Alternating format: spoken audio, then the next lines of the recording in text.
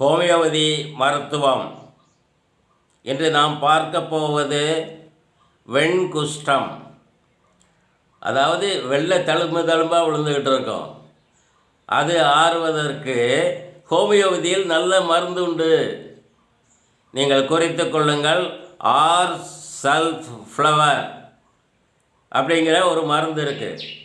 அந்த மருந்தை 30 பவரில் வாங்கி காலையில் 4 மாத்திரை பொடி மாத்திரை, இரவில் 4 மாத்திரை தொடர்ந்து சாப்பிட்டு வந்தால் உங்களுடைய அந்த தோல் கொஞ்சம் கொஞ்சமாக நிறம் மாறி பழைய நிலைக்கு வரும்.